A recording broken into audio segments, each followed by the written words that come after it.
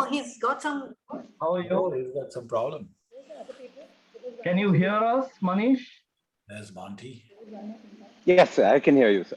Very good, very good. Okay. Let you go. Well, these are all my friends here that you can see. And Manish will be talking to us in a few minutes. Oh, Hi, And to Manish. introduce him, we have Raghu. So very, very good to have both of them. Hello, Sandeep. Hi, Pushpita. How are you? Very good, thank you. Acha, what have you done? yeah, Chacha's hurt himself, You right? hurt yourself. I didn't hear myself, hurt myself. I'm in Mayapur. What you're seeing is a tilak. Oh, Tilak. Wow. Oh, Okay. All right. Tilak. Okay. that's When better. I'm I here, thought it's I branding. live just like a God Vaishnav. That's very good. Bhagwan Sandeep. Yes, Bhagwan Sandeep sounds Not very Chacha anymore. Hi guys. Hello, Gautam. Hey, Gautam. How are you? good morning. Hi. Good morning. Yeah, it's 6:30 here. Oh, wow. All right, wake up, wake up. Saying hello, I Sandeep. know. You guys are great. You and Sharath. You Ah, wake up at 5:30 and join us at 6:30. That's wonderful. Yeah, is amazing. Sharath here? He had said he'd be here. Not yet, yeah. Yeah, he will Not be. yet. Okay. He was a little upset. He broke his 100% attendance record. Oh. Yeah. But he should be back. Okay. You guys had a good Diwali. We had a lovely Diwali here. Yeah. Yeah, this time Diwali was very good. Very good. Huh? Yeah, the amount of celebrations and everything were, I think it almost looked like a back to normal. No increased cases in COVID after that. Not as it. Keeping the fingers what- crossed. Touch So wood, what did they do in Dubai this time? Nothing, I mean, nothing spectacular, but excepting that last year was so barren, Yeah. this year at least lots of houses were lit up and all, Mm-hmm.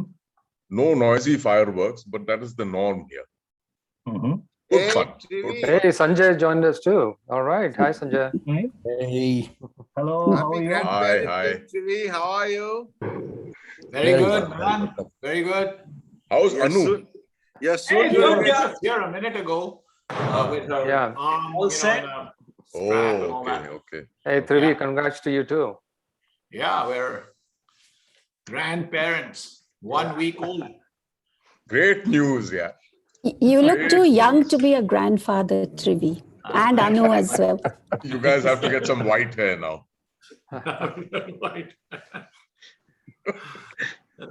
No one can beat me on that count. Why? The whitest. Okay. No, I don't have a color problem.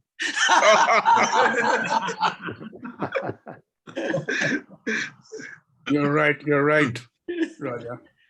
Raja, you are colorblind. Is that what you mean? How are you, Raghu? Good, yeah. How are you all? Very good. Good. Chacha, why this large tilak? You know, I'm in Joining the Mayapur. Modi cabinet. Maya. Is I'm Bhagwan, in Mayapur at the moment. So I'm, living like a God Vaishnav. With the Where is tilak. Mayapur? Kya baat hai. Where is Mayapur? Mayapur is beyond Krishna Nagar. Where is Krishna? Yeah. Yeah. Was it Mayapur? yeah. Nagar is close to Ram Ki Gali. Where is Ram Ki Gali? It's close to Shivajipur. You know? So, Chacha, back to my original question. Where are you, Chacha? I'm telling you, I'm in Mayapur. But where is Mayapur? Yeah. Yeah, if you are a Bengali, then you should know Mayapur. Tell me. You know, when you go from Calcutta to, let's say, Malda, Hmm. then that road which goes Malda, then Malda goes to Darjeeling. On that road, there is a place called Krishna Nagar, and beyond Krishna Nagar is a holy dham called Mayapur Dham. It's on the banks of the river Ganga, or Hooghly as you call it. Hooghly. It's the place of birth of Mahaprabhu Chaitanya. Mm-hmm. Chaitanya. Hey, Gautam, you've been to Murshidabad, right? I've been to Murshidabad. Yeah. Yeah, so it's very near that place. Remember, we went, right? It's on the way actually to Murshidabad. When you go, it comes on the way. And About 3 hours from Cal. Yeah. Yes, Yanks, take over. It takes about 3 hours from Cal. We should give everyone else a couple of minutes. Usually there are at least 20 of us. So I'm just waiting to reach a quorum and then we can start in a couple of minutes. I managed to only reach Manto. I didn't get past Manto. But I was quite amused that a panini was not an Italian sandwich, you know. You are far behind in times. Shankar. Yeah, and then Anu said to me, it's not panini, it's panini. Panini. Really? Panini, yes. Panini is the sandwich. Correct. Yeah. Correct. So, but it's really quite fascinating. Huh? The essays are quite fascinating. Yeah, very good essays. You know, Trivi, in 50 essays, I think you have the crux of India. That's it. You know, I then was reading and then I said, why isn't Sri Aurobindo there? You know, Nehru is not there. right? Why are Nehru is not there? And why is Nehru not there? And I don't know, you know. He has But I mean, some of those are preface he has explained. Shankar, you might get some answers from the author himself in a little bit. Author himself. Oh, that's interesting. All right. Yeah. So let's get started. I think it's a good 5 minutes beyond 10:30 here. Let me welcome all of you as usual, but also particularly welcome Manish Sabarwal, who we are really fortunate has made the time today to be with all of us at an unearthly hour of 8 o'clock in the morning on a Saturday. So on behalf of all of you, let me thank him for being here. And of course, he's here through the kind courtesy of Raghu, knowing him very well. So Raghu will be introducing him to all of us. And of course, you have all read his bio sketch already. So we know enough in terms of background about Manish. So before I hand it over to Srinivas, let me just say Happy Diwali to all of you, and also that this month, as you will shortly see, seems like the month of 7 sages, the ones we call Saptarishi. So without elaborating any further on that, let me give it to Srinivas, and when he rolls along, you will see what I meant. Okay?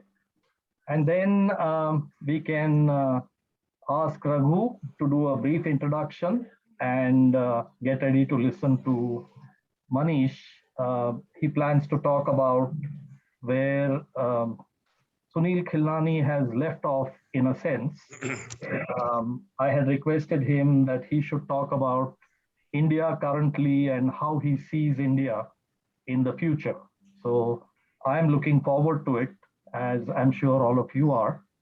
So with that, let me give it to Srinivas, and then we'll move on from there. Good morning, afternoon, evening. When I was reading this Incarnations, the book club what we have is now on the season 2, session 2, and we had an annual one. But going back to our ancestors, we had the first audible book long ago. And what is interesting about that was it's very well organized, the way it has been chapters, slokas, stanzas, and stuff like that. So which was really amazing. So what I thought was that I was just requesting a minute or two of you to listen to the one of the hymn, and don't color it with all the bad blood that got associated over a period of time. Just listen to it for what it is worth.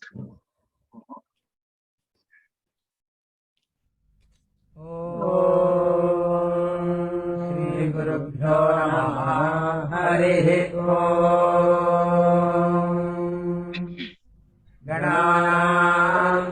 गणपतिं हवामहे कविं कवीनामुपमश्रवस्तमम् ज्येष्ठराजम् ब्रह्मणाम् ब्रह्मणस्पत नः शृण्वन्नोतिभिश्चीरसादनम् निषुधीदगणपते गणेषु त्वामाहुर्विप्रथमम् कवीनाम् न ऋते त्वत्क्रियते किञ्चनारे महामर्कम् मघवन् चित्रमच्च प्रणो देवी सरस्वती वाजेभिर्वाजिनीवती धीनामभिद्यावतु शतधारमुत्समक्षीयमाणम् विपश्चितम् पितरम् वक्त्वानाम् मेलिम् वदन्तम् पित्रोरुपस्थेतम् रोदसी पिबृतम् सत्यवाचम् ऋचो अक्षरे परमे व्यो मन्यस्मिन् देवा अभिविश्वे निषेदुः यस्तन्नवेदगिवृता करिष्यति जगित्तद्विदुस्तजिमे समासते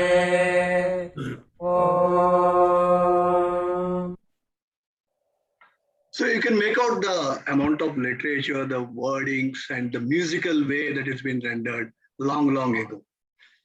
Okay, now moving forward, already Milind has given a cue about the Saptarishis. I think that is a bit of an exaggeration, but we have 7 people sharing birthday. And it's by far the record. So you have Anu, Kumud, Rama, Trivi, myself, Suresh Divakar, and Vivi Kumar.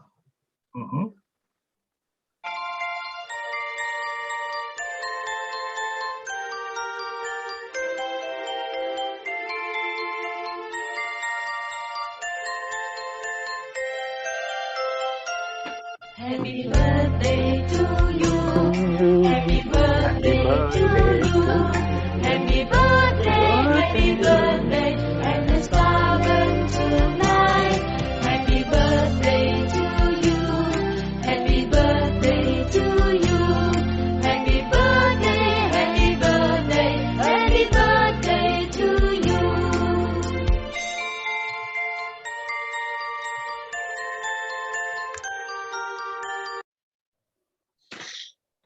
Okay.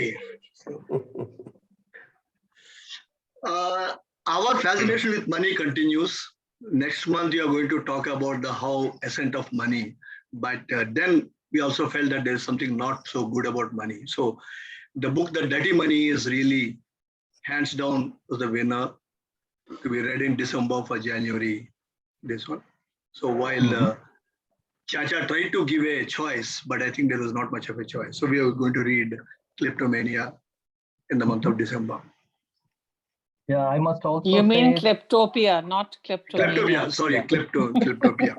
Thanks for the in fact, it's a nice way to begin this tradition. Kleptopia was suggested by Abdul as a reader of the month last year, and it did not get chosen. So we had decided that for the new year, we would ask the readers of the month to pick one out of those that did not get selected last year. And so this is quite a big bang that the first very time we tried it, you have all collectively voted for that one book, which we missed out last year. So that's how Kleptopia appears, thanks to Sandeep. It was marketed very well. Yes, absolutely. So, and you can see the overwhelming majority that Kleptopia got for the first time, 16 votes out of 28 went to this book. So it's clearly a winner by a mile. So that's nice to see. Okay, thank you, Srinivas. So without further delay, let me ask Raghu to briefly introduce Manish to us, and then let's listen to Manish. Well, certainly happy Diwali to you all. It's indeed a pleasure introducing one very good friend to 20, 25 other very good friends. So as you already probably have seen from his CV, Manish is a serial entrepreneur with Team Lease being his current baby, which currently employs about 200,000 employees. That's big. He has a presence on practically anything that goes by the name national. He's on the National Skillings Board, Auditor, Computer and Auditor General. He's a Reserve Bank of India Board, National Economic Research, and on the Educational Board of the, the school, high schooling board of the country. Now, I think that's one mark up for the Prime Minister to have chosen someone sensible for the job. He has one of the finest private libraries in Bangalore, and his evenings with a wide variety of authors in his home is very, very well known in the city. He is among those few who probably has read a great majority of the books that he has. And what is worse, and what really gives me a serious inferiority complex, is that he remembers most of what he reads. And he has an elephantine memory when it comes to what he has read. Manish is one guy with whom I have vehement agreements and even more cordial disagreements. And as a member of his board on his Team Lease, I find his board meetings typically a masterclass in strategy. So I think that is Manish in short, a very, very eminent columnist. He writes some amazing articles. And, there are times I wish I could write half as well as he does. So Manish, on to you.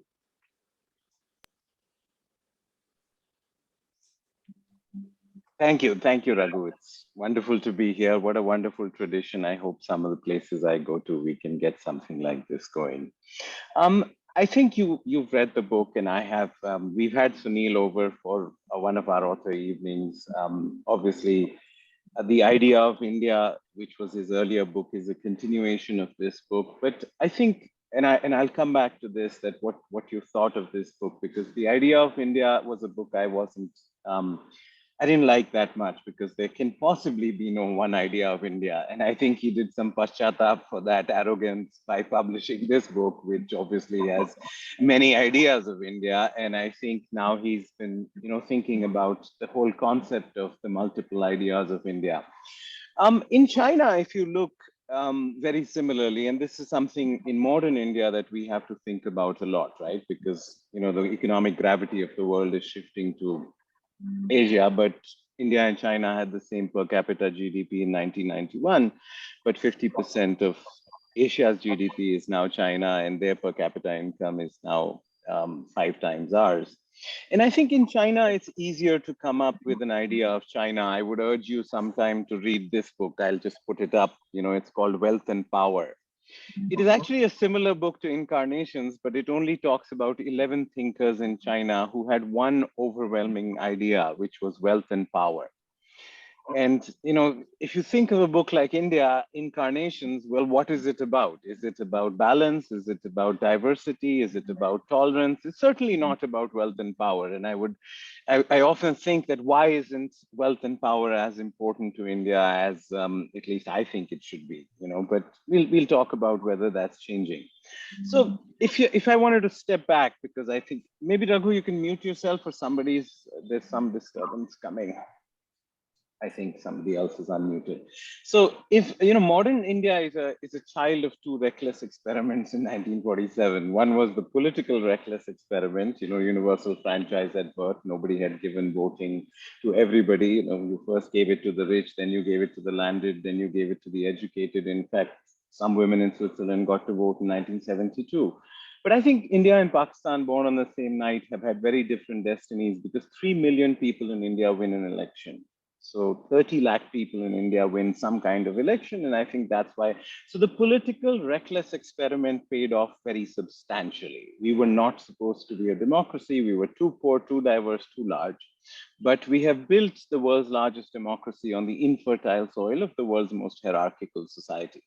But there was a second experiment in 1955 called the Avadi Resolution, which, led to the second five-year plan in 1956, which really kneecapped the private sector, gave the commanding heights. And essentially today our labor is handicapped without capital and our capital is handicapped without labor. And I think that's a big challenge for all of us, at least the way we think about it.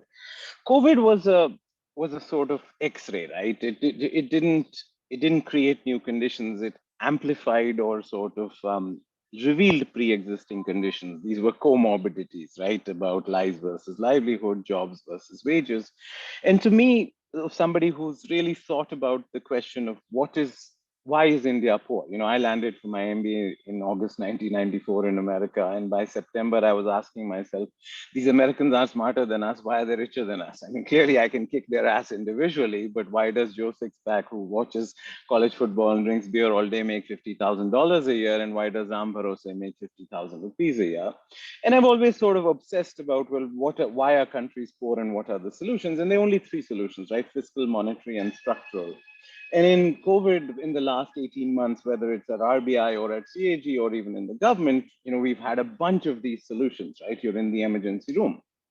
And we have watched with jealousy on how America's fiscal deficit this year is more than our GDP, right? But, you know, we entered the crisis with 70% public debt to GDP. We'll exit with 95%. I don't think that's sustainable. So there's a limit to fiscal policy. I think there's a limit to monetary policy. You know, central banks are not commercial banks and they have spending powers, but they have lending powers, not spending powers. And so lower for longer leads to quantitative easing addiction, which I think the world is facing. So I think fiscal and monetary policy are at best placebos. Sometimes they're painkillers, sometimes they're steroids, but fundamentally modern India fixing, or at least the economy, is about structural reform. And I think there are three windows for India: structural, geopolitical, and reform. The structural window is there's a new world of work. You know, work from home means work from anywhere. There's a new world of education. There's a new world of organizations. I won't spend much time on that. You've been hearing all the debate.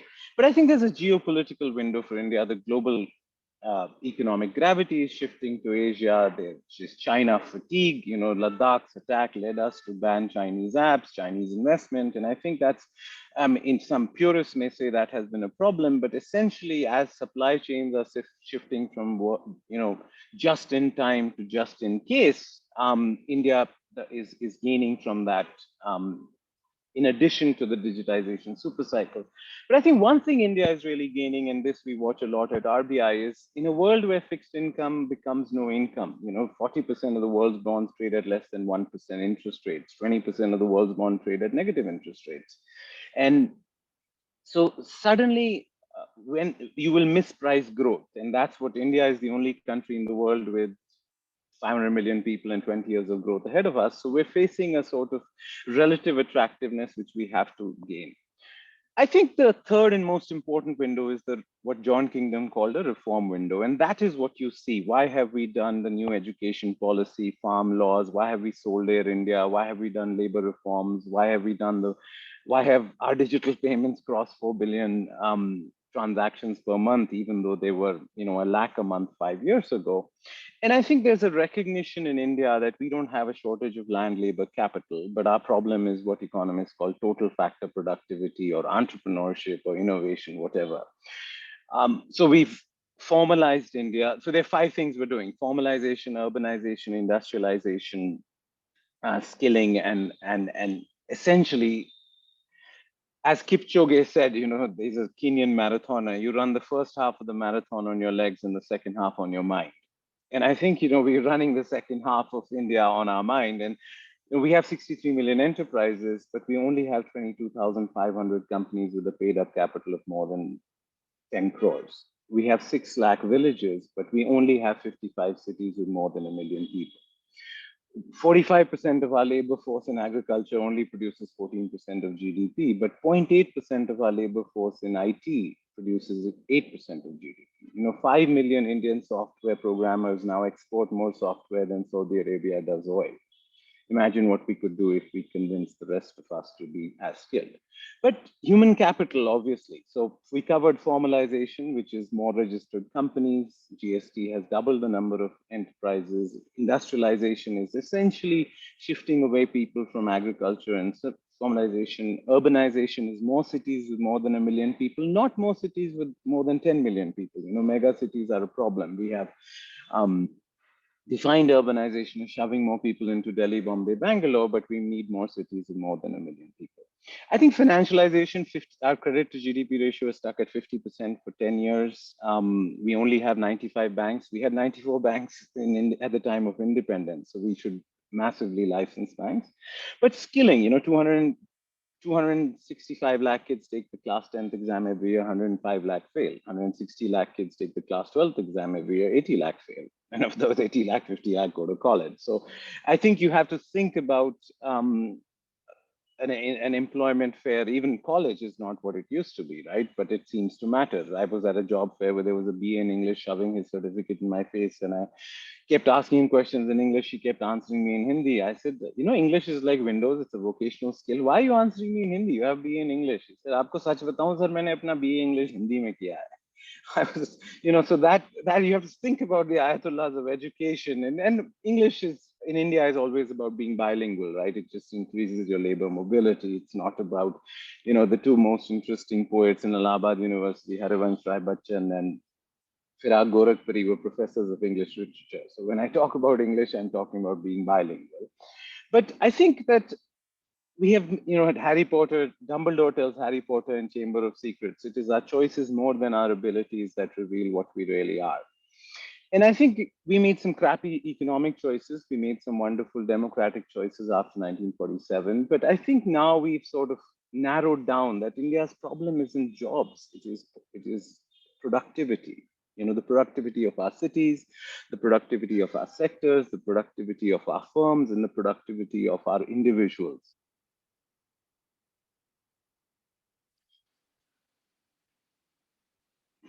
So my sense is that we are seeing a situation now where the unfinished agenda is really 5 things. We've done a lot, but there's still 5 things left to do. I wanted to cover that. One is more decentralization. 29 chief ministers matter more than 1 prime minister. 100 mayors matter more than 29 chief ministers. The state center has always been there, right? Indira Gandhi in 15 of her speeches said strong states lead to a weak nation, while NTR responded that the central government is a conceptual myth. Everything is done by state governments. Education, skills, the new education policy, the national education policy covers that, but it's got a 15-year glide path, and a 5-year glide path. I think strategy, we don't need 55 ministries, 75 ministries.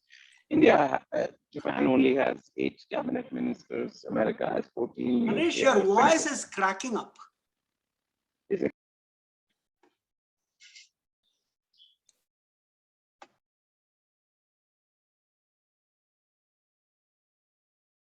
It's like his camera is gone as well. He's probably rejoining. Yeah, he should be logging in again. Yeah. Yes, probably the Bluetooth. Yeah. Sorry about that. Yeah, that's No better. problem. Is that better?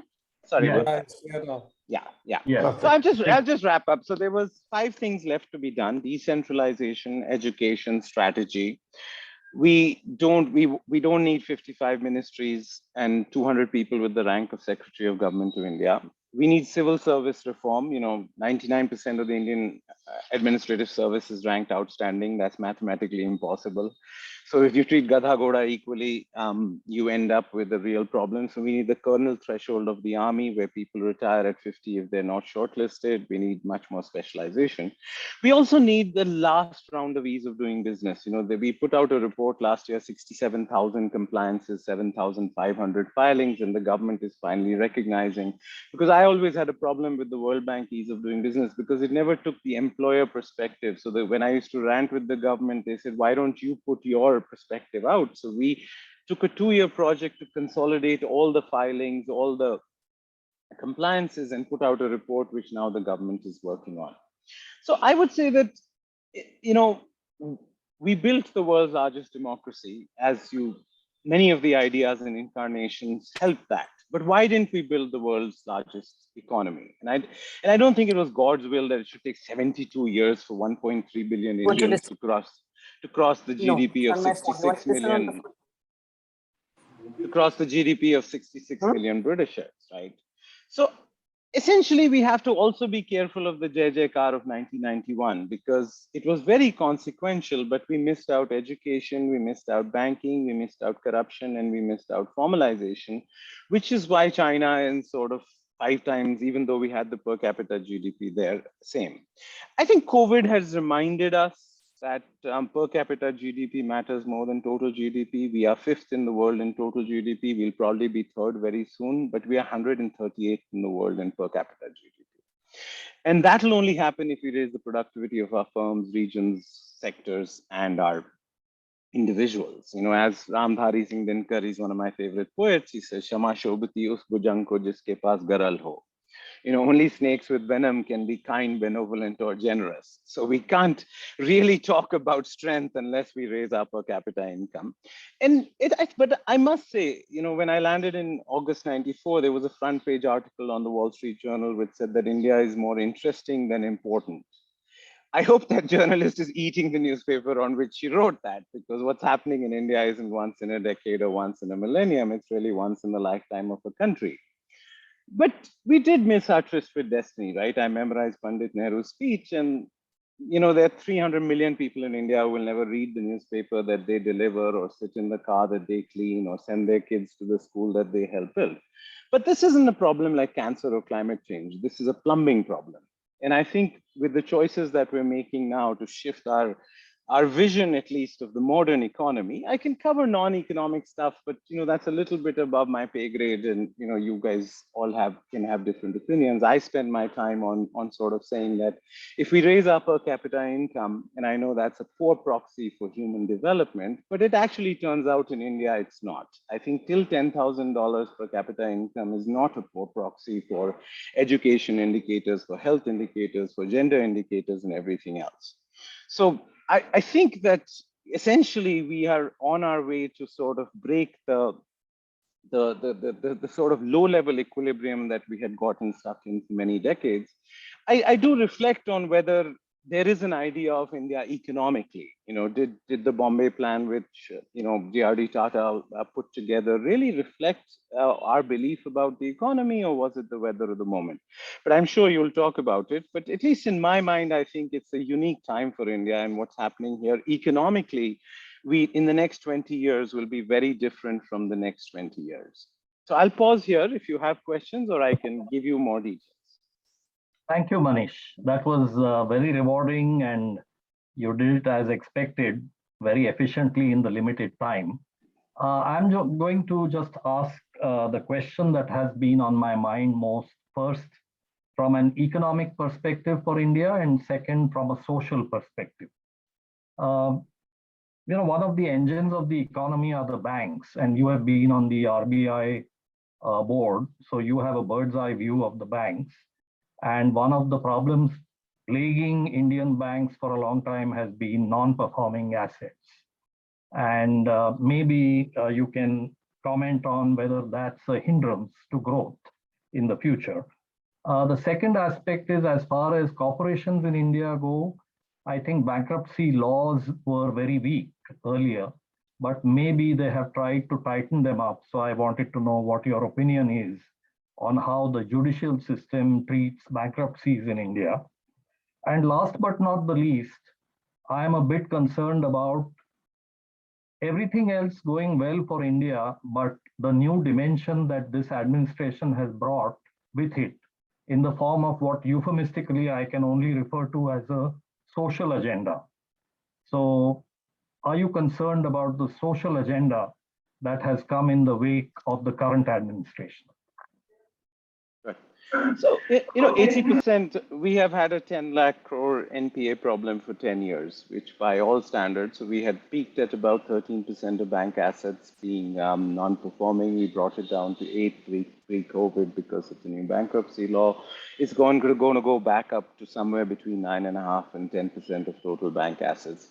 But 80% of this is nationalized banks. So yes, we do have some private banks with problems, but we usually manage to resolve them. Our capital adequacy is very high. So the challenge is nationalized banks are only 25% of incremental lending, but they are 75% of the stock of deposits. So we have 140 lakh crore of deposits, about 110 lakh crores of outstanding loans. And banks, nationalized banks are 70% of stock of deposits, but only 20% of incremental flow of deposits. I think that, as Aristotle said, when everybody owns something, nobody really owns it. So I think banks, airlines, hotels are poor things.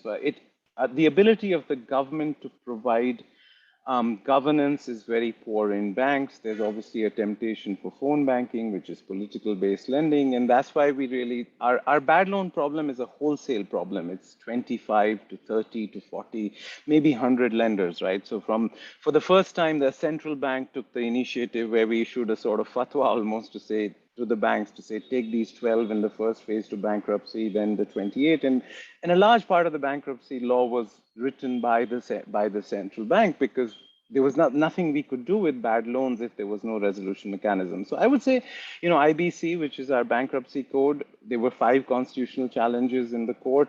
If COVID hadn't happened, SR, which was one of our biggest problem childs, was resolved 2 months before COVID. And there would have been 200 bankruptcies if COVID hadn't come, but we had to put the bankruptcy law on hold during COVID in response to lots of demands. And now most countries in the world put their bankruptcy on hold during COVID, so we did too. I'm not sure it was a good idea, but anyway, we are a democracy and we did. So now bankruptcy law has been reinstated. Lots of companies are changing hands. Most importantly, I think it's a weapon in the hand to restore symmetry to banks. So I think the bankruptcy code combined with the new tone from the top around lending, so incrementally you won't accumulate as many bad loans, but we do have a problem with the stock of 10 lakh crore bad loans, which we are dealing with. But just like Air India, we have put 3 banks now. I mean, we used to have 25 public sector banks in 2014. We now have 9. We have merged most of them, and now we have identified 3 for selling. I don't think you'll ever not have public sector banks in India. There is an objective to keep 4 right now, and the balance 5 over time will be sold. Now, selling banks is much more complicated than selling Air India or MTNL. What will happen to the deposits? What will happen to the implicit guarantee? But we are working our way through, and we should have visibility by February on whether the first 2 banks will be sold like Air India. I mean, the social agenda is complex. It's not something I spend much time studying on. I think there are countries which grow economically with social problems. China has grown in a dictatorship. But obviously, if we want to create a knowledge economy, you will want peace, you will want everybody to believe in the future, and the kind of divisiveness of social agenda can impact economic growth. It hasn't so far. That doesn't mean it won't. And I think ambitious people or ambitious parties or ambitious, the biggest constraints on them are things that will hurt their ambition. So I think democracy tends to be self-healing. At least my belief is that the institutions of India after 75 years will keep the social agenda enough to get you elected. I know many people, many people sort of think about the Atal Bihari Vajpayee model. The current leadership respects him, but keeps reminding you that he lost his election. So it's important to recognize that the agenda of a politician is to get re-elected, and so you do have to get re-elected to be able to do things, or at least big things. So I think the social agenda is complex. I think it's evolving, but I think in the end, India has this self-healing mechanism captured by so many people in these lives, which is in the air, and I'm more confident about that than the law as it is written. The Constituent Assembly did debate this question a lot, but finally, constitutions are pieces of paper. It's really the ethos of a country that will keep it safe, and I think we're on good ground with that. Thank you, Manish. That was a very thoughtful answer. So let's see if there are any other questions that anyone else has for Manish.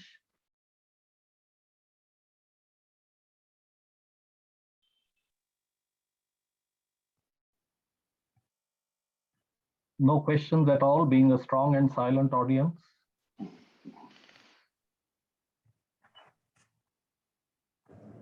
I do have one. okay. We could go on, but we should hear from the readers of the month and all that, right? So Of course. So one last question, and then we can move on. Kumar, go ahead. Yeah, on corruption, is the feeling then that the whole digital transformation and so on will eventually grow out of it, or is that more structural? No, there's no such thing as structural corruption or cultural corruption. I think corruption is a child of how you organize government. So I think wholesale corruption has substantially come down in Delhi. Retail corruption obviously has not come down. Retail corruption is a child of, say, there are 26,410 ways to go to jail. We're just putting out a report next month in employer compliance. Obviously, you don't put people in jail, you use these as a weapon. One of my favorite lines in the Vishnu Sahasranam roughly translates to, why did God create fear? So he could take it away. Right. So that is really the source of corruption of this 26,400. So I think the continuous reduction in regulatory cholesterol, the continuous reduction in discretion, the continuous moving and revamping of public procurement. You can no longer do nominations. I mean, now I know government servants script that, well, it's very difficult to do procurement, but procurement in at least in mining, in telecom, in the big things, wholesale corruption is down substantially because we moved to auctions. So I don't think there's anything structural. I think the last wave of sort of reducing these 67,000 compliances in easing land laws, it has been identified as a priority, hopefully in the next 12 to 18 months. But structurally, I think we have retail corruption, which is the COP or the driving license. I mean, it's gone from passports. So I think retail corruption will need this digitization, will need rationalization, decriminalization, and digitization. Those are the three phases which have been identified by a government committee led by the cabinet secretary, of which some of us are members. I'm hoping that will reduce corruption. In fact, I'm quite confident that would. I mean, will it ever go away? I'm not sure, but it will substantially reduce retail corruption. Great. Thank you so much for giving your time and sharing your thoughts on how you see India now and in the future. And I hope you will join us again at some opportune time. Thank you. Thank you very much. Take care. Thanks. Thanks. Thank you. That was beautiful. Thank you. Enjoyed. Very good. Excellent, Manish. Take care, sir. Thank you. Yep. So, Srinivas, let's go ahead to listen to Sunil about the book, and then we go to the reader of the month. Abhijit, to take over. Hello, I'm Sunil Kilnani, and I'm really pleased to be able to join you. Of course, I would have liked to have been with you live when you meet on Saturday morning, but the time difference has made that difficult. And so I'm grateful that Milind suggested that I could be in touch with you through this pre-recorded video. And I'm first of all delighted that you have decided to read Incarnations. It's an honor for me that you picked that book. And I'm also intrigued and impatient to know what you all are going to say about it. Perhaps it's a good idea that I'm not in the Zoom call when you are discussing it, so that you can discuss it completely freely. But I'd certainly be interested to know what your critical thoughts and comments about the book are, because the book really was intended as a book to provoke discussion and conversation and argument, both about the selection of the figures, and we can come to that, I'll say something about that in a minute, but also in the way that it tries to bring these figures into life as historical figures, in a sense to take them out of their mythic stature, which they've often been encased in, and to make them into living beings again. So I thought maybe I'd first just say a little bit about why I decided to write this book. And the main reason, I guess, was that I wanted to write a connected history of India, a history that really began and from the first historical origins of the subcontinent and brought it up to the present in a way that was not the usual way of doing those histories. The standard way is to talk about dynasties or religious currents or these big entities that are supposed to have made Indian history. And very often I thought that was too abstract. It was very difficult to follow these endless names of dynasties, the rise and fall in a kind of way that was very hard to make sense of. Some of you will remember it from your textbooks, and unfortunately, it's still the way the textbooks are written in India. And I think that's one of the reasons why young Indians don't necessarily have a very firm grasp of our past. So I wanted to write a connected history, but I wanted to do it in a way that would be engaging, that would appeal not just to my professional colleagues, but also to a wider audience. Of course, in professional academic history, there tends to be this very specialized work. So people will work on a particular decade or a very precise defined field and will rarely step outside that field. And of course, that's good because it means that they're always secure. It means that they never engage in the longer questions, the deeper questions about the meaning and pattern of Indian history. So I was taking a risk in a sense of stepping out of my professional expertise, which is on the modern period, 20th century India, and deciding to write this long history. But I thought someone had to do it. And the way I wanted to do it was through looking at these individual lives, lives which um, the reason I selected these particular lives was several. I wanted lives, first of all, that were historical, so not to say mythic characters, but people who actually existed in history. Therefore, that's the reason I start with the Buddha, because the Buddha is obviously a religious figure, but he's also someone whom we know existed. There's archaeological evidence, there's textual evidence that this was a historical figure who moved across the subcontinent. So I wanted to start with to choose historical figures. The second criteria was that I was interested in figures who had a kind of afterlife, who were not just significant in the moment of the living of their lives, but who also became part of the historic substance of the subcontinent, who in a sense whose lives continue to resonate even in India today. So in that sense, who were incarnated at different points in Indian history. And thirdly, I wanted to take figures who were all historical, that's to say, no longer alive, that they had died. So I didn't take any present day figures because I felt that one couldn't really be properly historical about them. And fourthly, of course, I took figures that were interesting to me, figures that I thought could tell or illuminate some interesting aspect of India's past and present. So they had to be figures that I was interested in talking about. And in thinking about this long arc of India's history and how it's made us what we are, I was not just engaging in a backward looking exercise. I wanted to kind of nudge us forward into how we could think about what we want to be, and not just what we have been, but on the basis of understanding what we have been, how we might want to be in the future. The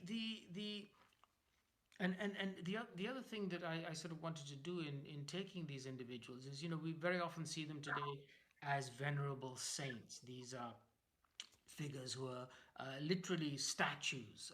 They are fossilized. They're no longer, in a sense, with any life in them. And I wanted to bring them to life. And I wanted, above all, to show that, when they began their lives, their careers, they were very often angry young men and women They were not these staid, venerable saints, but they were fighting against their society, fighting against their family, against their caste, against the traditions, and they were trying to make space for individual voices, for their own voices. And I think it's really important to remember that about these figures whom we now think of as these, great wise men and women of Indian history. That they began life as rebels. And I thought for young Indians today, it's important to see that, to take inspiration from that, and to feel confidence that they too can be critical, and not necessarily accepting the ways that things have been done, critical of authority, critical of the inherited ways of doing things, in order to create something better, in order to create something that allows more possibility for individual expression. So that was another thing I wanted to do. Just about the making of the project. I was writing the book at the same time as I was also making a radio series with the BBC. So this book was not just written at my desk or in the archives. Of course, the research was done in the library, in the archives, at my desk. But the writing of the book, and in a sense also much of the collection of the material for the book, was very much on the road. I literally took 3 long road trips across India while I was recording the series that was broadcast on Radio 4. And these trips took me to the places where the individuals I was writing about lived. Their homes, in some cases their houses were still there, the cities where they were, sometimes the landscape. So whether it was Vijayanagar, where Krishnadevaraya ruled, or the fort at Janjira, where Malik Ambar lived, or Calcutta, where of course Bose and Tagore and Satyajit Ray all lived. By visiting these actual places, I think I learned something more about the individuals, seeing the landscape, seeing the rivers that they lived by, for example, Basava, or seeing the streets on which they live, for example, Ramanujan's house. These things helped me to understand how they saw the world. And that was, I think, important. And I hope that sense of the concreteness, the tangibility of their worlds comes across in the way I've written about their lives. And finally, I wanted to have a mix of some figures who are extremely well known, of course, the Buddha, or many of the figures that there you'll recognize. But there's also a number of figures who I think you may not have heard about, and I wanted to surprise people as well. So, for instance, Nansuk, the 17th century miniature painter, who is an extraordinary figure. We don't know much about him, but I tried to reconstruct his life from his work. Or this figure of Chidambaram Pillai, the Tamil nationalist, who, in a sense, his life ended in defeat. It was not a success story like many of the other nationalists whom we know about. But I thought, even in looking at his life and looking at why he was defeated and what his hopes were, we could learn a lot about him and India's history at the moment. Or a figure like Malik Ambar, who I think is not that well known, but I think can tell us a lot about our own attitudes, not just about Indian history in the 15th and 16th century, but our own attitudes towards about race and so forth. So those are just some of the thoughts I wanted to share with you. Brief kind of introductory remarks. But as I say, I hope that this book will prompt a conversation and an argument. I never intended these 50 to be a final and settled number. It's my selection.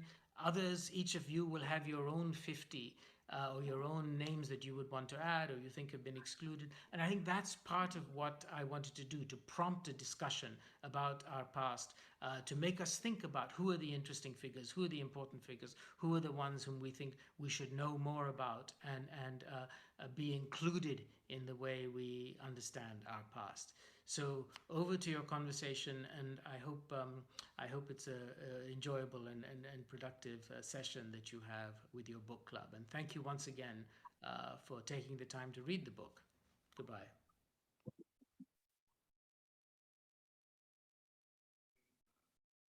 Okay, so that was the author himself talking about the book, and I hope that answered some of your questions. Very good.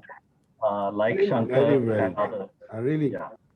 you are I fantastic. thought it was very sincere and very thoughtful. So with that, let's move on to the reader of the month, who has put together another fascinating account of the book. So let me pass it on to Abhijit, or Spanny, as we know him. And then he will be followed in quick succession by Sandeep, Pushpita, Kumar, Vikram, and Ishan. Okay, so let's get going. Over to you, Spanny. Yeah. Hi, guys. Hey, Milind, how much time do I have? You can take about 4 to 5 Speed minutes. it up, man. Speed as it up. Reader of the month. Yeah. Sorry, I can't hear. Somebody's talking. How much time did you say? I was saying speed it up, Span. Okay, I said about 4 to 5 minutes at most. Oh, that was trivial. Hey, no, trivial. I'm going to slow it down. Sorry. Okay. Okay, guys, let's start. So actually, it was gratifying that the kind of the characters he talked about, I had kind of spoken about the same, written about the same guy. So next slide, please. So I'm not going to read everything out as is written out here. I'll just chat briefly about it, and I put my timer on, so 6 minutes or 5 minutes.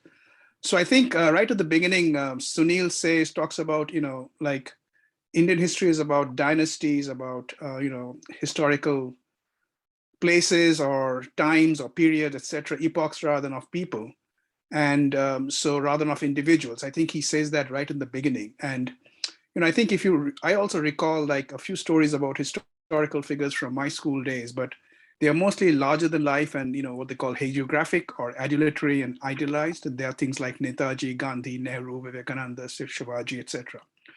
But as you recede further into the past, stories about these memorable characters with their warts and all are very limited.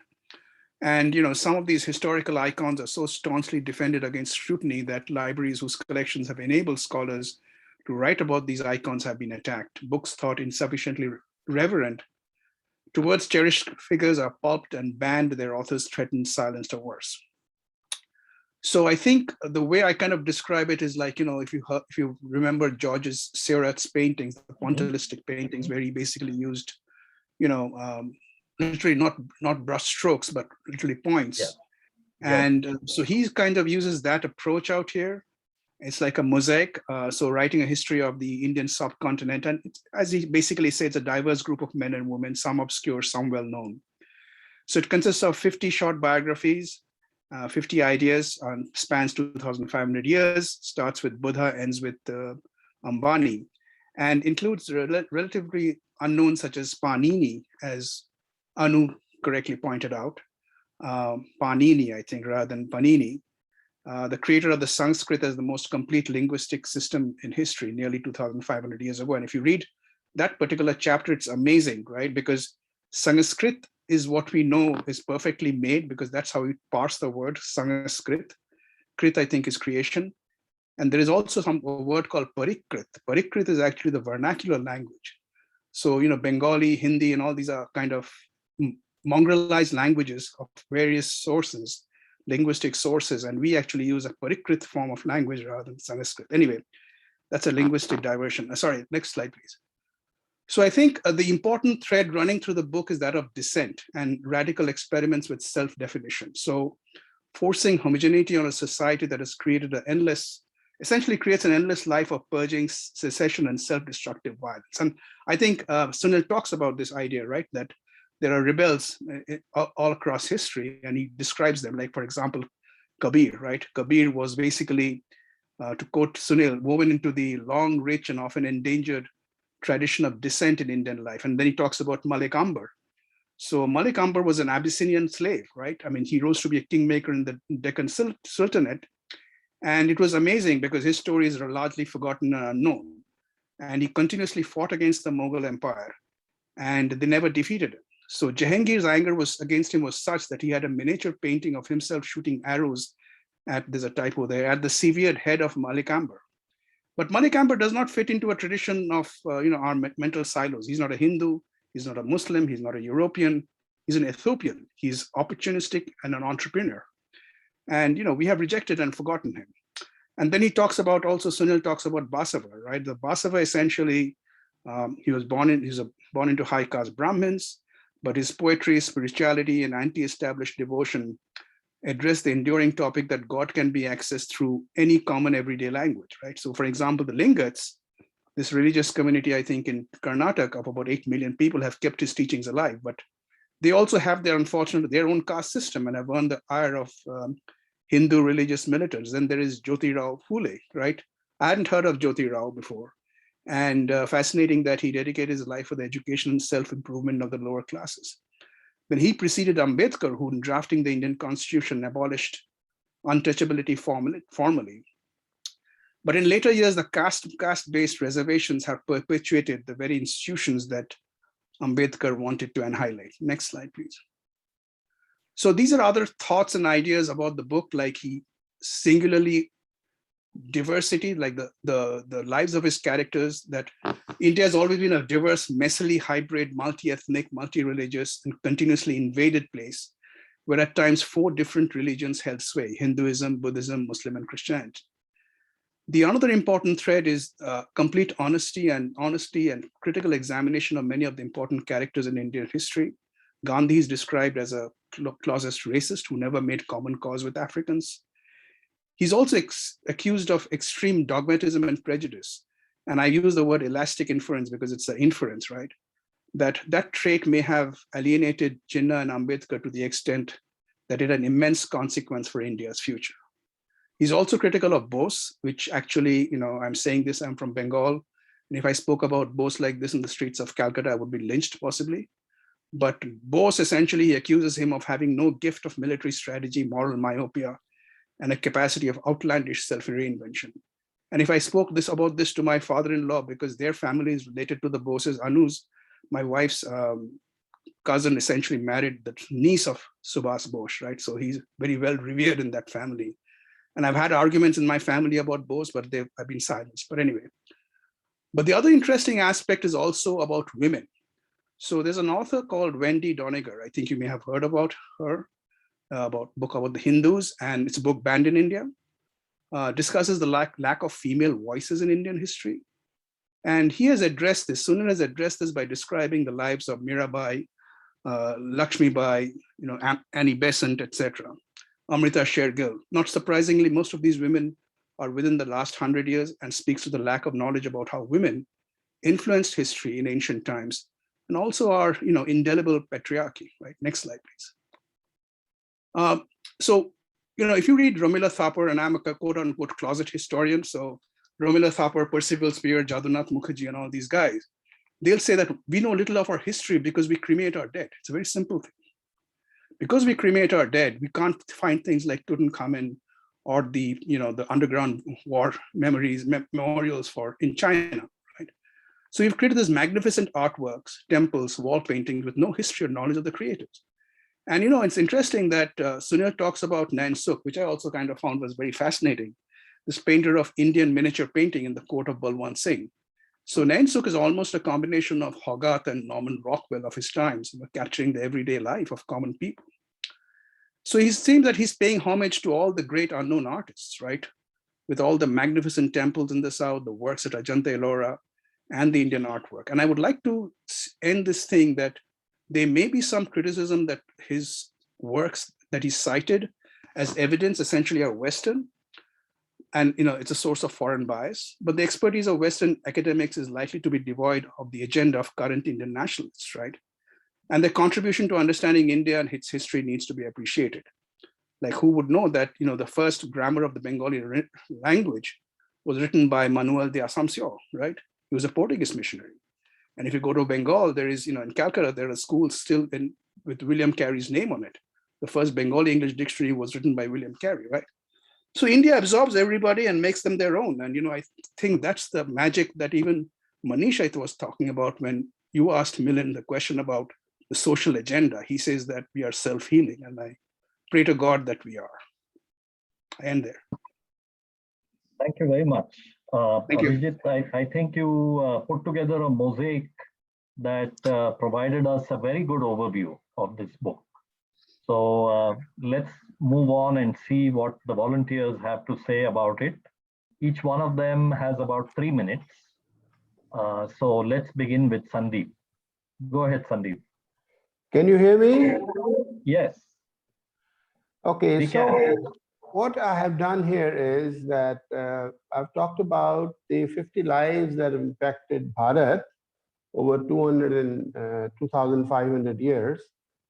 And what I've done is that I've taken, like Christ, I've taken Buddha as a turning point around which all these events have happened, and Khilnani also did the same thing. So when we analyze, we find, if we break up the 50 lives, we find that 9 were intellectuals, poets, writers, philosophers were 7, rulers were 6, religious reformers and thinkers were 5, freedom fighters were 5, social reformers were 4, mass political leaders were 4, showmen 4, painters, artists 3, nation builders 3, of which 6 were women. Next slide. So Bharat before Buddha, 2,500 years ago, was Sanatan Dharam, Manusmriti, Vedas, ruled by Brahmins and Kshatriyas, and a rituals-driven society.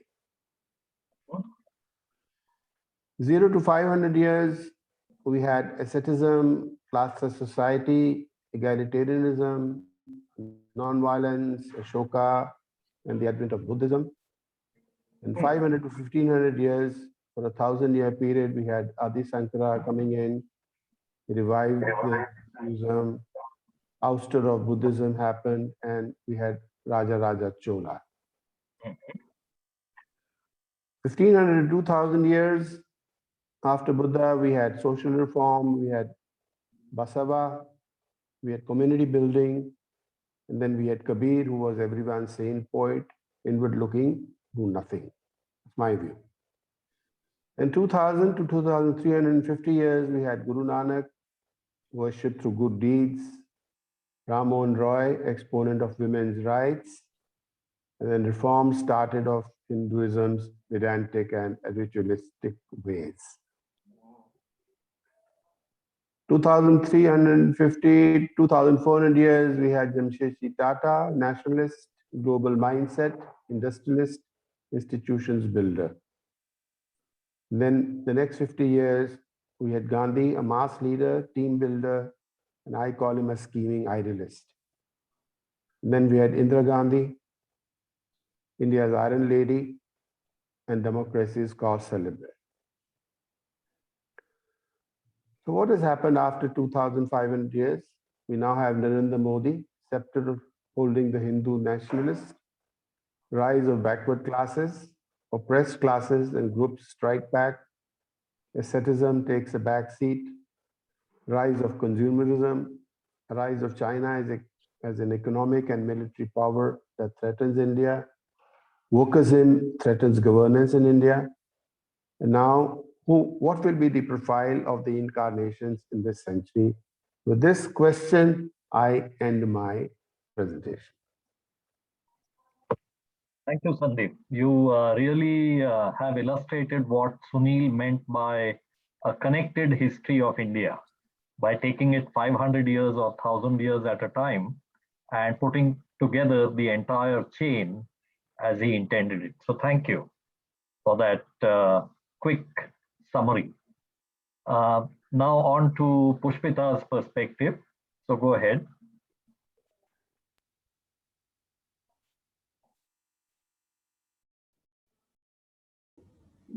Sorry, I was muted. I have a bit of a different perspective to what people have said so far. Back in school, I looked upon the subject history as boring and mundane, one that just put my memory cells in overdrive and I had to memorize a whole lot of dates and events.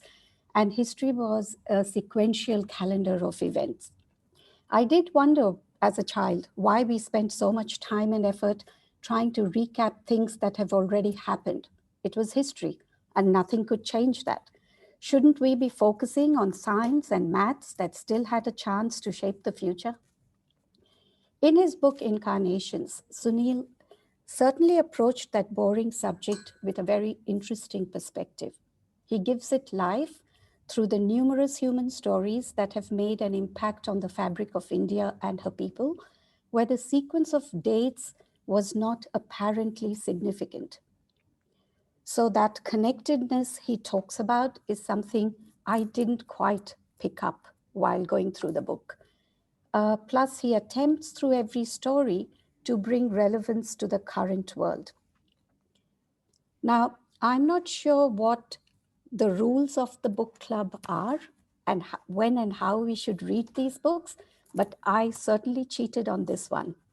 I chose to go through the BBC podcasts instead of leafing through the pages, thinking it would allow me for more flexibility. I was pleasantly surprised. Not only could I go through the book with my eyes closed, but I found it highly immersive in being transported across the oceans into the streets and gullies of India through the sounds, conversations, and interviews. The podcasts brings the narration to life, stirring all the senses. So if any of you still have chapters to go through in the book, I highly recommend listening to the podcasts. Given the width and depth of Indian culture and tradition, I do understand that it must have been a difficult task to select the 50 people through whose lives Khilnani believes he could trace the history of this diverse nation. And hearing it from him gave me a different insight into how he has chosen these 50. India is definitely a country of unity through diversity. And as he says, the paradoxes of India are alarming. Economically poor, but entrepreneurially dynamic. Awash with illiteracy, yet innovative in science. Culturally conservative, yet creatively edgy. It's a miracle that India still holds together as a nation. And the answer to that mystery lies in the rich and cultural history embodied in the lives of its people. For me, what certainly stood out, though, is the male bias of his choice. To have 12% female representation in the list of 50 people clearly undermines the influence that women have had historically and continue to have in nurturing, shaping, and sculpting the pathways of future generations. While I can't deny that the 6 women he has selected have had significant influence, what about others like Sarojini Naidu, Abala Bose, Anand Gopal Joshi, Chand Bibi, Mother Teresa, to name a few? My initial idea of reviewing the women in the list of 50 fell through, as I didn't think it would be a fair representation. This approach of tracking the history of India through the portraits of prominent people, starting from Buddha to movie stars like Raj Kapoor and the nouveau riche like Dhirubhai Ambani, is partly successful as far as I can see. I found it a bit fragmentary and hence difficult to get a coherent historical narrative and even a general impression of Indian history. To keep the book readable and the reader engaged, the individual essays are understandably brief, especially when it comes to well-known and researched people like Buddha, Gandhi, or Jinnah. However, the impressions are then sketchy and shallow, with some factual errors at times, and a very abrupt attempt at drawing parallels between history and the present day. One was often left to discern the background from a few clues offered, hinting at the broader landscape. On the one hand, this approach is certainly interesting, while waiting for Khilnani to draw the interrelationships amongst the personalities and the patterns that emerge.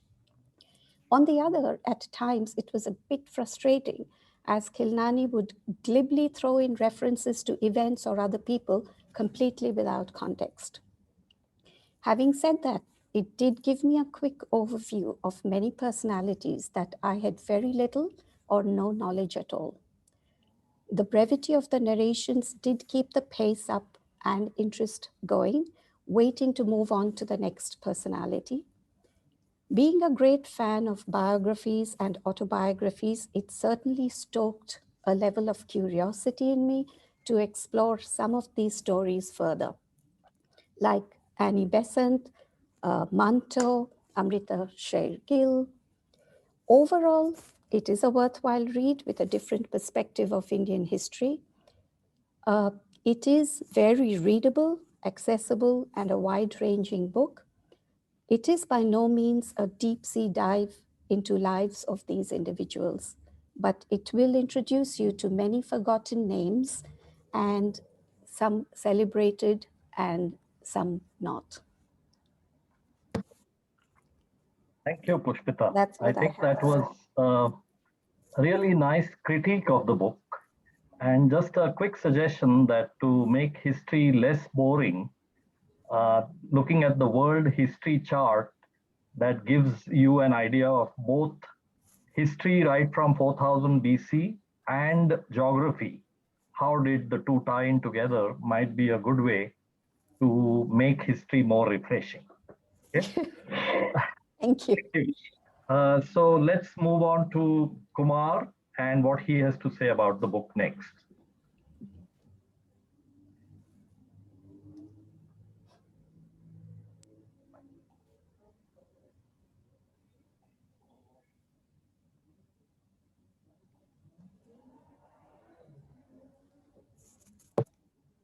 What happened to Kumar?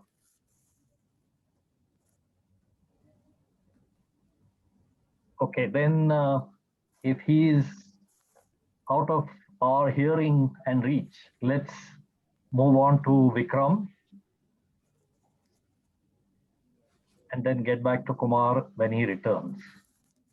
Go ahead, Vikram.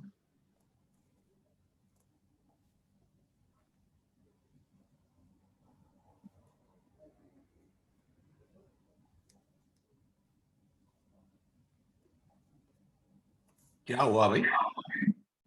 Where is Vikram? And is Kumar back? Oh, Vikram. Okay, you go ahead, Vikram. Okay, sorry, I was on mute for a minute. Okay. So, I'm just going to elaborate, like I'd already set up the context on the the differences between a Western and an Eastern viewpoint.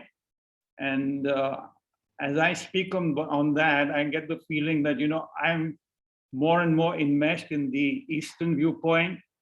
And therefore, my point of view is going to be very, very different from what you've been listening to.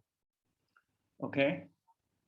So I don't know if you've seen what I put up on WhatsApp in the last couple of days, but it's basically saying that in the East, in the West, if you look at, you always look at the future, and the inherent assumption is that mankind is progressing. Then, the future being open-ended is going to be a product of your imagination, and therefore could be divorced from reality, if you put it mildly. Interestingly, even if we sometimes think about death, we very, very rarely think about our birth, what happened to us or what were we like when we were born, and even less so, what were we before we were born. Now, the advantage of that path is that unlike the future, which is just our imagination, the past has already occurred, right? And it's imprinted in our memory, and therefore it offers us a direct path backwards into the state that we are trying to attain. If you can see that. Now,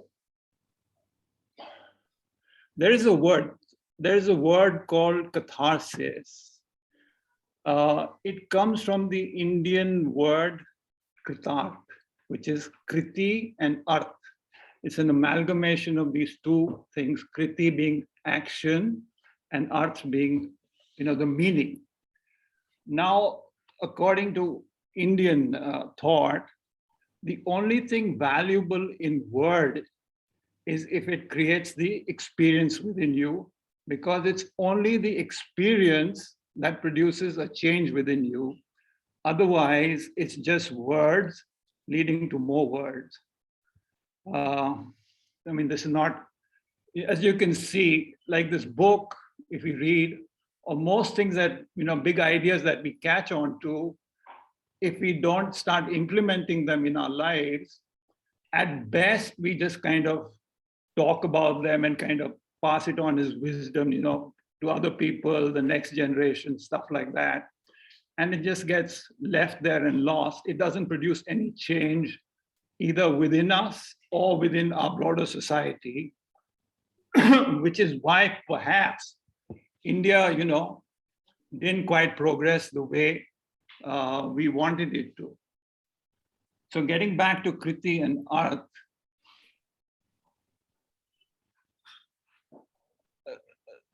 look for the experience, what is this reading this going to do to us?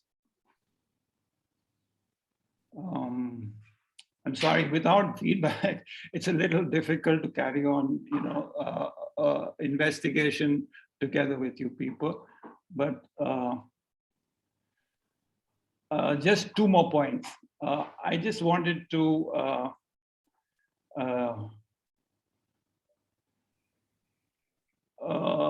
elaborate on two small points which I made, which I hope you people had kind of covered. One was that the same idea that the imagination, idea of progress, or,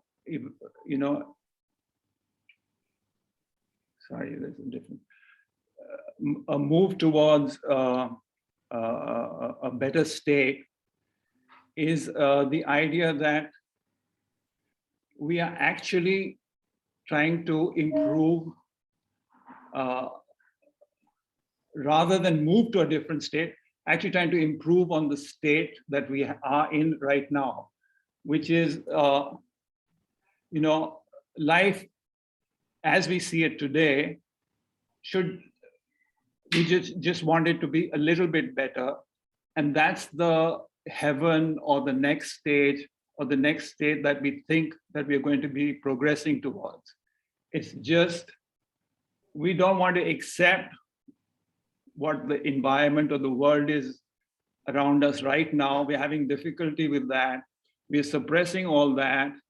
And then we are just kind of getting on with our lives and then hoping that in the next life or in another scenario, we will achieve that.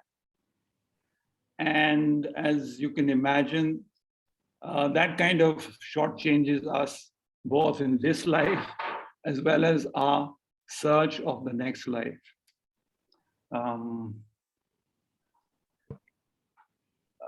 The East does it a little differently, as you'd imagine, and there are meditation techniques. And if anybody's interested, I'll put up a link to that. There's a very specific technique, a very simple specific technique, which Osho introduces. And if you are tempted enough to attempt that, you'll get a fair idea of, hopefully, of the utter difference between knowing something as your own experience as different from, reading about it. And I'm going to stop now. And, in case anybody wants to take this somewhere I can do that with you. Great.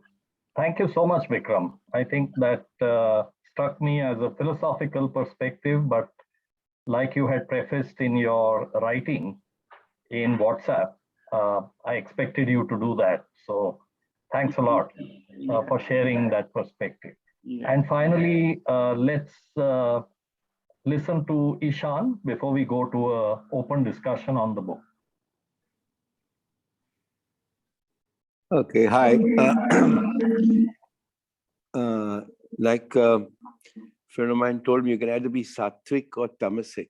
Okay, so since Vicky has been extremely sattvic, I thought, let me get down to the tamasic aspect of the book. Okay, and so really, I mean, if you would look at 4 or 5 or 6 things where this book kind of gives insights, it just says that the more things change, the more they stay the same, and if you take a look at the span of people, I mean, Amrita Shergill, for example, spent her life wanting to be a snob, and the road named after her in Delhi is the most snobbish road to live on in India. It is Billionaire's Row, If you're called Mittal, you need to stay there. If you're called anybody, you need to stay there. Average ticket price of bungalows in that road are 400 to 500 crores now. I was just thinking, I mean, what is a spark, a chingari? I mean, how people's lives have, if you look at regional fiefdoms, where the world is becoming tribal and regional fiefdoms are being created. Shivaji, of course, is well known because he's been politicized as a regional fiefdom. I was fascinated by Ambar Malik. I mean, he comes from Murud Janjira, which is our backyard. I mean, I've only known it to be a fort, and at least my takeaway is that the whole Maharashtra coast of Shivaji, Ambar Malik, it's so rich, the Deccan Plateau, in terms of creating regional fiefdoms that lasted 300 years. I mean, we are excited because Bihar has got a regional fiefdom that's lasted for 50 years. And, I mean, these are 300-year-old fiefdoms. So it tells you that even as the world globalizes, because it was a global world even then in their own ecosystem, people are tribal.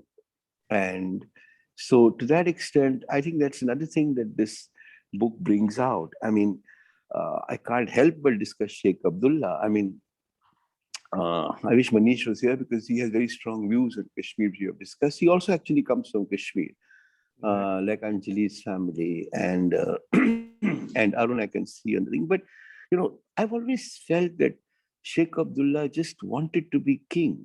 He wanted to replace Hari Singh, and he thought Nehru would give it to him. And Jinnah told him to basically bugger off. Okay, and that's why he went to Nehru. Nehru called him prime minister, stroked his ego, said, you Kashmiri, me Kashmiri. And that created the genesis of separatism. I know all my Nikkarwala friends keep telling me that, Nehru stood it up, and had Sardar Patel been there, everything would be okay. But I think it's deeper than that. I think it started with Sheikh Abdullah. This whole Kashmiri thing was a bogey. And it was his ego that wanted to define him. And I know that there'll be very strong views on this, but I'm just saying that so much has been got from personalities. The respectability of Devdasis has been created by M.S. Subbalakshmi. She had an ambitious husband, and she changed the profile of temple singers across the country, from somebody who would otherwise have been a Brahmin's mistress, and also, the temple priest plaything. She became an icon of singing and respectability, etc. So out of these seeds, many fruits in India have grown, many patterns, whether the pattern was of snobbery and luxury. I mean, Guru Gobind Singh, I have been fascinated by Sikhism. A close friend of mine, Navtej, who is quoted by Sunil Khilani, wrote on, the Sikhs, writes on the Sikhs a lot. And in my little village in Dalhousie, I'm surrounded by Sikhs, from separatists to nationalists, But that's true. My immediate neighbor is a close friend, yeah, but he's like Khalsa Incorporated, yeah, Man, So that's where I get my white butter from. And, but he's Khalsa Incorporated. He goes to jail every year so that from Canada money comes to his party. Okay. But the point I'm making is that at the same time, despite their militant wing, I have been fascinated by langar as a concept. I have been fascinated by the concept of Kar Seva of the Sikhs. And maybe the Khalsa, the militancy was just a product of its time.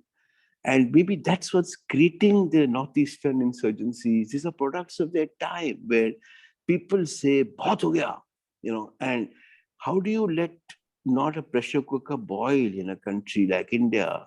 And how do you contain it so that the steam doesn't come out? And, I'm not even talking about the obvious ones like Gandhi and Buddha. The fascination for me was the Sheikh Abdullahs, the Ambar Maliks, the Shivajis, the Guru Gobind Singh, the Amrita Shergill.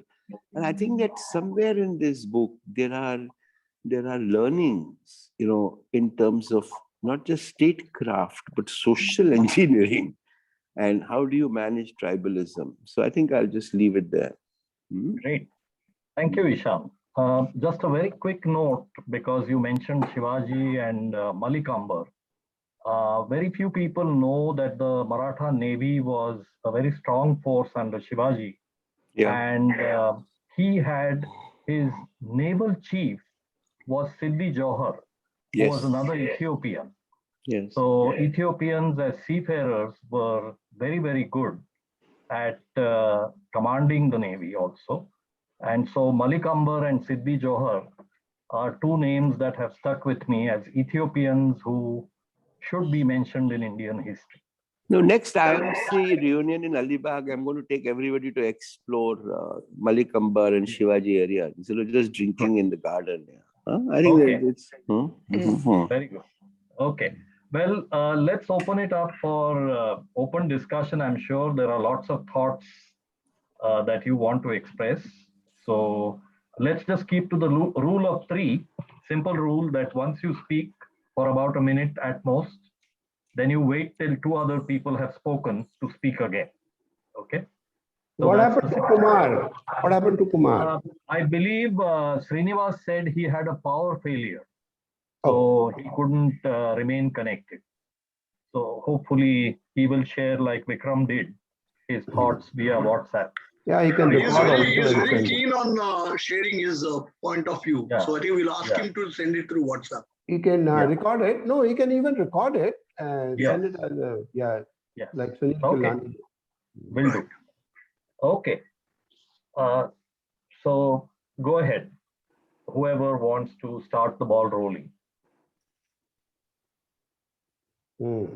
Yeah, Milan, I wanted to ask Span, because he's the ROM for this book, that the 50 characters, which have been picked up, who are very diverse, who have been picked up in the last 2,000, 3,000 years of Indian history and all. What is the commonality among those 50 pickups? Is it like they are picked up from the different fields, and coherently, what is he trying to achieve? What message is trying to send that India is a diverse country where so many people have made the contributions? Or is there any holistic picture there, which is something I'm getting a little confused, that if you ask somebody else, they may pick up different 50 people. So there has to be some common thread. Ultimately, what is he trying to say, that the India of today is in a way influenced by people like these over the years? Span. I think Arun, I think you should actually were you there when Sunil was explaining the thoughts behind the book? Yeah, partly. I think he explained it very well. I think essentially the thoughts are all there. I mean, it was. Yeah, I think extremely well. He explained the whole process of his choice very, very well. Very well. Yeah, I think it was his choice. And then essentially he says there's a common thread of maybe what I was also talking about of dissent, of rebel, people who essentially try to, fight against their their surroundings which they disagreed with. I think it's that those are the common threads, right? And also the whole idea of essentially community development. I think that was also going on a little bit, like Basaba and also one of science and math. I think there's also those things are also there. and there's also medicine. So, I mean, I'm not really qualified to say what the common threads are, but I think it's essentially taking history away from, epochs and dynasties and time periods and kingdoms and making it individual, people oriented, right? Just giving life to characters. Always there is ever, these characters are. I think Span, he made a very good point. He says people who had an afterlife, they were rebels and young people and had an afterlife and impacted the country. He made it very clear. And I think the reason why he didn't select Nehru was probably because he wasn't a young upstart, And his afterlife is continuing even today. I think to a certain extent, I had two takes from it in terms of his choice. I was also reflecting on this. I think one is game changers or trend spotters or, stuff like that. And the second is iconoclasts, people who broke images. Each one of these guys in their own way broke images. And that's why what I liked about the book was the warts that he covered in each one of them. He covered their weaknesses rather well. You may not agree with him, but he brought them out as multifaceted. He was trying to break their image in as much as they were breaking other images of people. I thought that was a good play. That's what I took out. In fact, in 2016, he actually presented the book in Bengal Club, and I was fortunate enough to be in Calcutta and actually talk to him a little bit. And in fact, the same question was asked, I think it was 2016 or 17, that, why did you not talk about Nehru? And, he really didn't want to answer that question. And actually, he was apparently writing a book on Nehru itself. I don't know what's happened to that book. So it's an important question, but at the same time, he didn't answer it. So not directly. Right? Go back to Arun's point. I think it's what Ishan was saying, and even Sandeep Chacha. I think those are the thoughts I have. But he mentioned it in the preface. Specifically in the preface, he has mentioned why he has not picked up Nehru. He has talked about mentioned that. Why we? The more interesting thing is all the people that we didn't know about. I didn't know about Periyar and Pillai and Panini. And, now I know. I mean, that was to me the beauty of the book, that you found out about all these. Darashiko. Yeah, Darashiko, absolutely. Darashiko. I mean, people keep talking about Darashiko at the moment. I didn't know who the hell he was. But the thing is, should they have been picked over and above people like, as Monty said, Mother Teresa and Sarojini Naidu and, some of the others. And I think they're well known as well. Very. We could write one in the style of Khilnani. Right. I think a few more women would have been good. It doesn't matter what he said, that these are his personal choice, and if you're reading his book, we got to read it with that perspective in mind, that it's his personal choice, and our choice could have been different. But what I found in the initial figures, the earlier part of the history, they most of them had a theme of that they are pushing specifically the religious boundaries. A lot of them are starting off with Buddha and then going on to Ashoka and some of the other ones like Kabir and Mira. And even Akbar. They're talking about extending more flexibility in their religious outlook rather than any other outlook. So that I found was quite interesting, especially in those initial sort of things when they're shaping things away from the fundamentalist Hindu sort of frameworks, Hinduism frameworks. So that I found quite interesting. Is some didn't get that perspective when we were doing the history classes in middle school, for sure. Yeah, definitely. Yeah. I think his idea of using individuals to bring history to life is incredible. Some of the people that I would never even have heard of before. Malik Amber is one. William Jones, for example. In fact, William Jones. I think William Jones made a lot of complete mystery to me until I read the book. I mean, it's a revelation, real revelation. It's a great. The one. There's Vivi. Vivi is back on. Okay, I'm back. Good. So it was not a way to dodge. It was not a way to dodge my slot. The power actually failed. Yeah, I just did it to duck out of a test. Yeah, we heard that. So now Sorry. we want to listen to you for 3 minutes. Oh, good. You still have time. Okay. Is that okay with everyone if we listen to him for 3 minutes? Okay. Okay, I see a couple of thumbs up. Yes. Go ahead. Okay, thanks, guys. So first off, thanks to Span for recommending this book. Highly unlikely I would have run into it if that were not the case. Also, thanks for you guys to put that birthday greeting together. That was quite nice. Found the book fairly easy to read. It was fairly light compared to some of the other books that we read in the group before. Probably closer to an Outliers density rather than, say, Kahneman or Harari and so on, which I guess most of us would agree that's the case. It's a fairly easy read, like Pushpita was saying. To me, it was like a survey course in Indian history, told in stories about a selected list of people. There were several familiar names, but at least 13 of the 50 were people I've never heard of before. And not much of a surprise, since while growing up, we look subjects like history as something to be endured and to focus on the real stuff, like physics and chemistry and maths. The central school system that I went to took this a further step by mandating that social studies will be taught in Hindi. So in 6th standard, they decided that thou shalt learn social studies in Hindi, which just added a further layer of distaste or discomfort in learning history. And this in an environment where there was a very strong anti-Hindi sentiment in the state. There were student agitations going on. So on our way to school and back, we would hear about all the bad things that Hindi is, and then you go into the central school fold, there it's exempt. You know, the 3-language formula or whatever the state is trying to do as vis-a-vis Hindi and the thrusting of Hindi was not followed in the schools.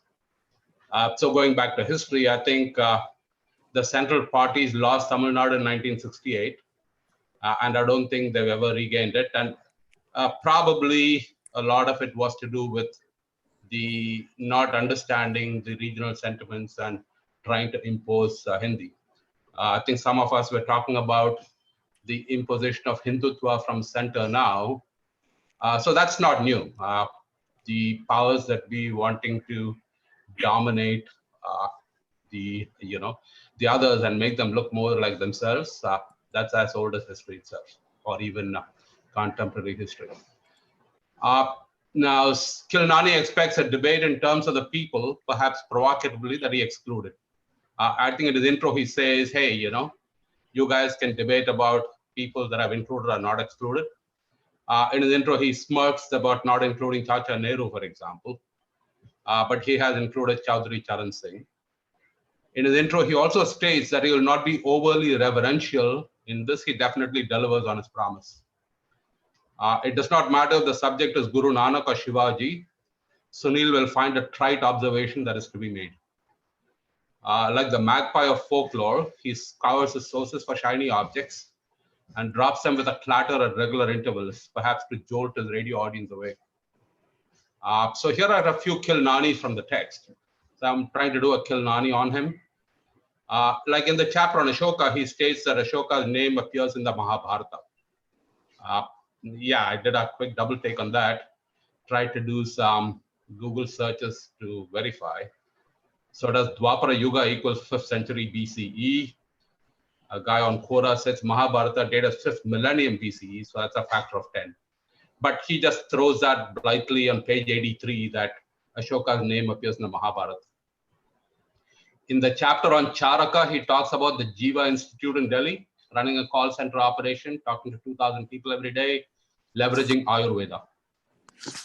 So I guess the subtext in the BBC radio broadcast is look at gullible natives, wanting to call in an Ayurveda telemedicine call center to address their ailments, although set in telemedicine and, current context, 2K per day scale and all that. Did you know that the Rani of Jhansi beat up on her servants?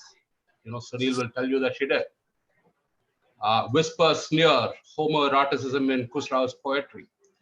Hindu boys with their irresistible tresses. I don't know whether that is the most significant composition of Khusrao. but then Sunil thinks it is. Vivekananda lamenting about the price of cigars in America. There is also a graphic of a matchbox cover with the iconic Vivekananda turban and advertising Vivekananda BDs. I guess the most important contribution to Vivekananda was about the price of cigars in America at the time. Now, it does help us to remind that this started as a BBC podcast, talking about a few people each episode. The printed book form is more of a byproduct, not to be taken too seriously. Now, I won't even go into what he does with MS Subbalakshmi. I think Manish talked about Vishnu Sahasranamam in some context. So if you go to YouTube and put in Vishnu Sahasranamam, the first link that you'll see is MS Subbalakshmi with 52 million views.